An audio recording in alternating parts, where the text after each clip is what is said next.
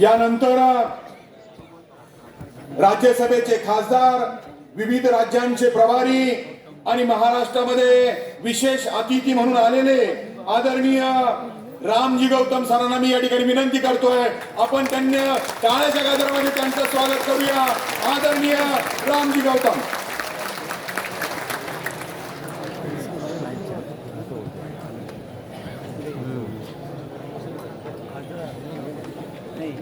सर्वप्रथम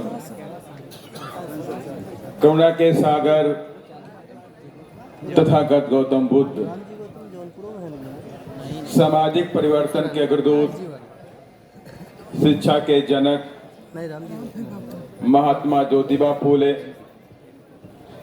आरक्षण के जनक कुर्मी राजा छत्रपति साहू जी महाराज, भारतीय संविधान के रचयिता, बोधिसत्व, भारत रत्न परम पूज्य बाबा साहब डॉक्टर भीमराव अंबेडकर, दलितों, आदिवासियों, पिछड़ों, मुस्लिमों को राजनीति की मुख्य धारा में लाने वाले बामसेफ DS4 बहुजन समाज पार्टी के संस्थापक मान्यवर श्री कांशीराम साहब एवं बहुजन समाज में जन्मे उन तमाम संतों, गुरुओं और महापुरुषों के चरणों में श्रद्धा के सुमन अर्पित करते हैं। साथ ही बहन कुमारी मायावती जी को अपना आदर्श नेता मानते हुए, जिन्होंने मुझ जैसे छोटे से कार्यकर्ता को इस देश के सबसे बड़ी पंचायत राज्यसभा में MP बनाकर बिठाया, उसके लिए माननीय बहन जी को कोटि कोटि आभार व्यक्त करता हूँ। आज के इस हो सकत है के सम्मेलन में हमारे बीच में उपस्थित बहुजन समाज पार्टी के राष्ट्रीय coordinator, dynamic leader Shri Akash Anand ji, Bahujan Samaj party से पूर्व सांसद राज्यसभा, कई प्रदेशों के प्रभारी के साथ साथ में महाराष्ट्र के प्रभारी श्री अशोक सिद्धार्थ जी, साथ ही महाराष्ट्र के प्रदेश के प्रभारी नितिन सिंह जी और महाराष्ट्र के अध्यक्ष संदीप तांजने जी के साथ साथ मेरे सामने उपस्थित तमाम बहुजन समाज पार्टी के तमाम सिपाहियों, आप सभी लोगों का मेरी तरफ से क्रांतिकारी जय भीम। मुझसे पहले आपके प्रदेश अध्यक्ष जी ने, नितिन जी ने और हमारे अशोक सिद्धार्थ जी ने, पूर्व सांसद राज्यसभा जी ने बहुत सारी बातें रखी।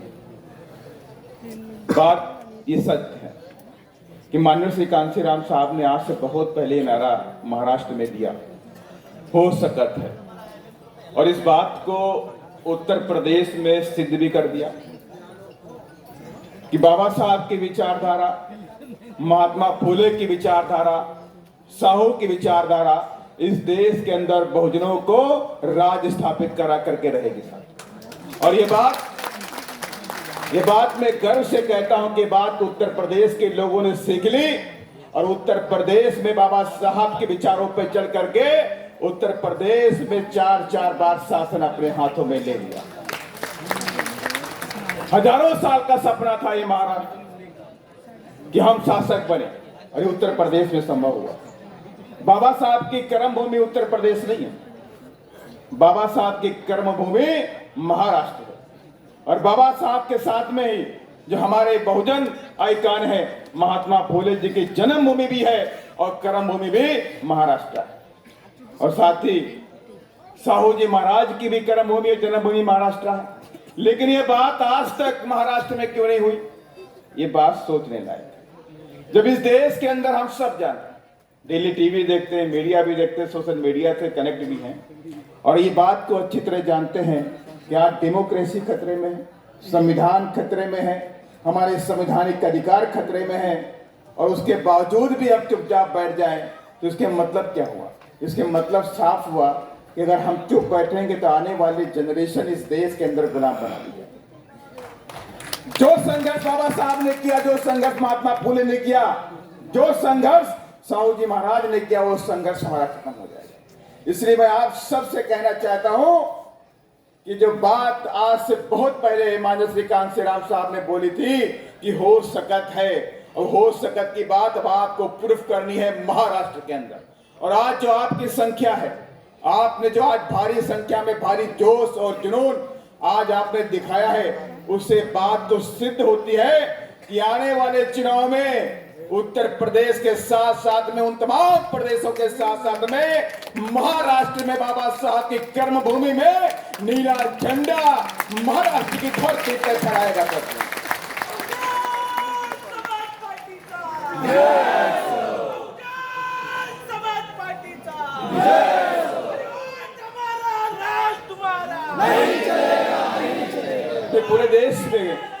मैं पूरे देश में घूमता हूं और जब पूरे देश में घूमता हूं तो देखता भी हूं कि किस तरह से आए दिन दलितों, आदिवासियों, पिछड़ों की बहू बेटियों के साथ में कहीं बलात्कार हुआ, कहीं मर्डर हुआ।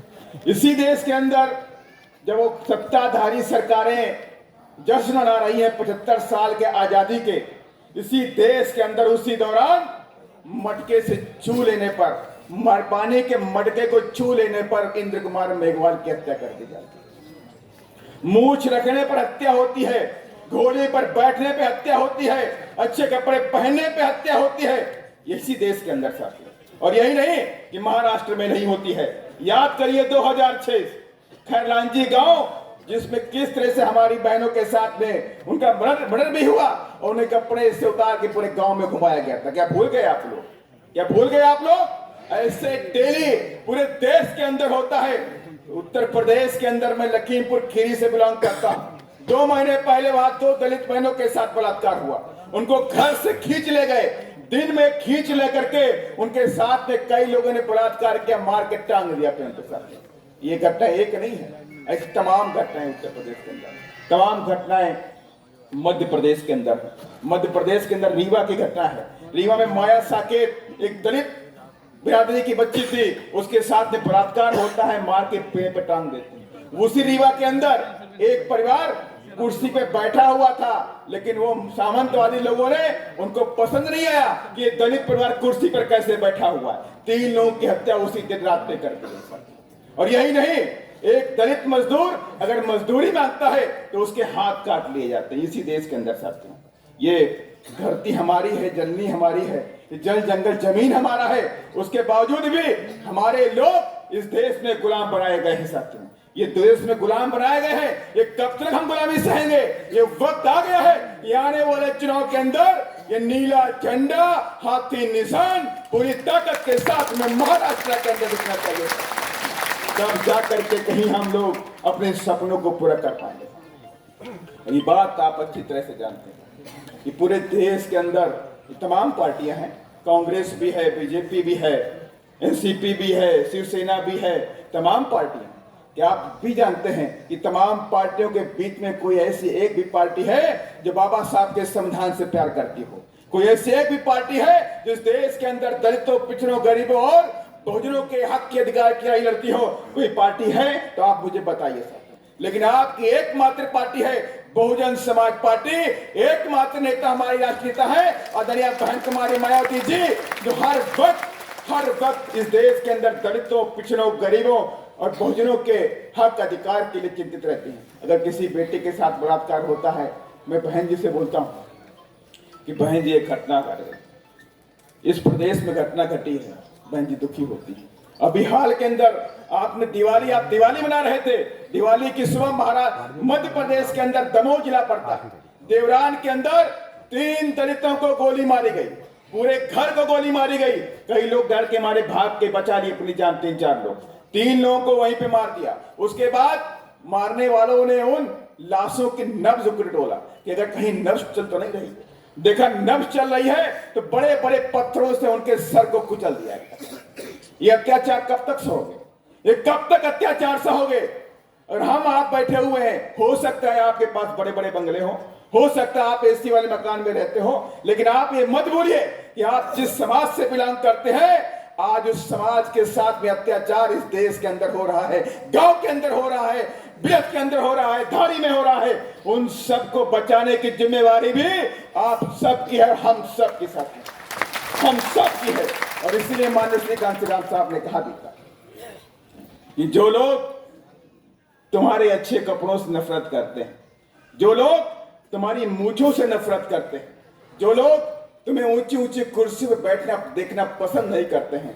क्या वो लोग तुम्हारा वोट लेकर के तुम्हारे हक अधिकार की लड़ाई विधानसभा के अंदर या पार्लियामेंट में लड़ने का काम करेंगे?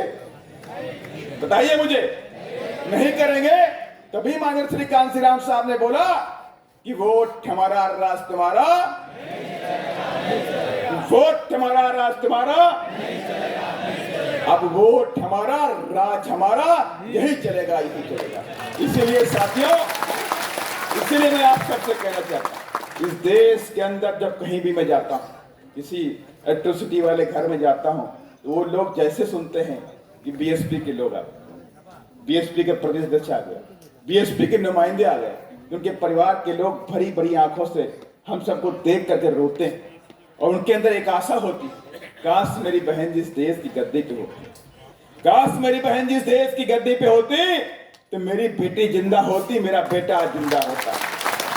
किसी के अंदर हिम्मत नहीं थी कि मेरी बहू बेटियों के साथ में कोई जबरदस्ती करता या उनको मौत के घाट पर उतार देता सकता। इसलिए मैं आप सबसे कहना चाहता हूं, आने वाले समय में इस देश के अंदर केंद्र में बैठी सरकार हमारे डेमोक्रेसी को खत्म करना चाहती है, हमारे संविधान को बदलना चाहती है।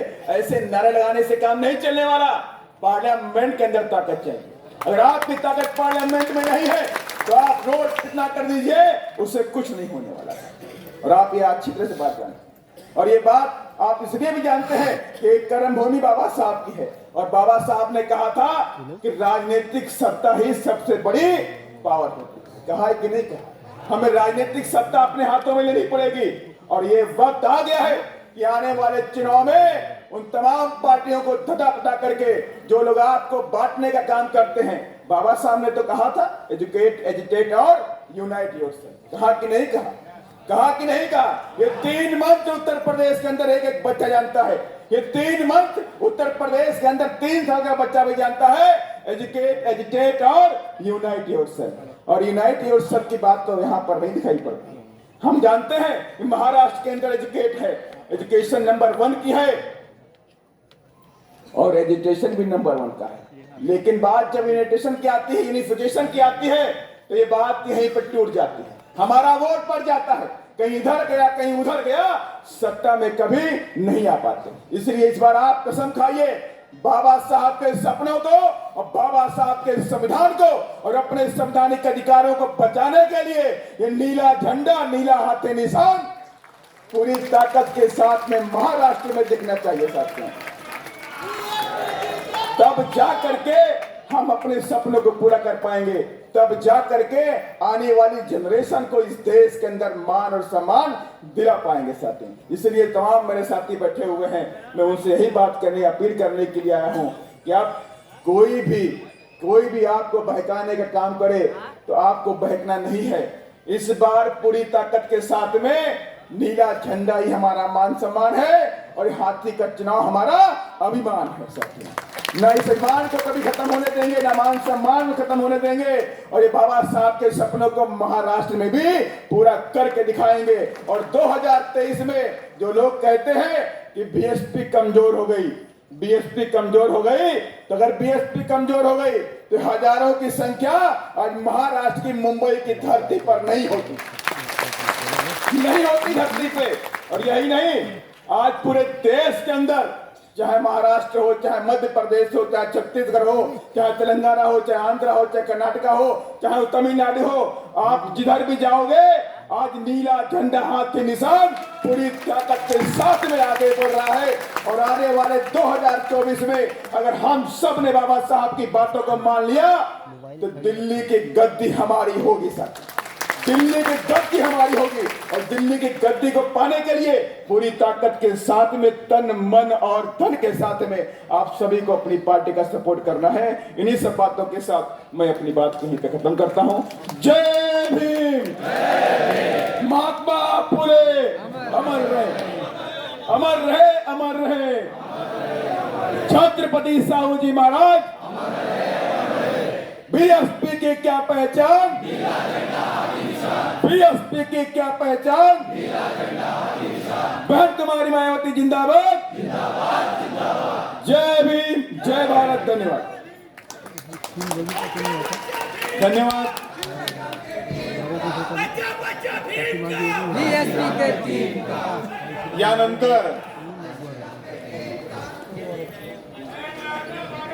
यानंतर महाराष्ट्राच्याच नाही, उत्तर प्रदेशाच्याच नाही, या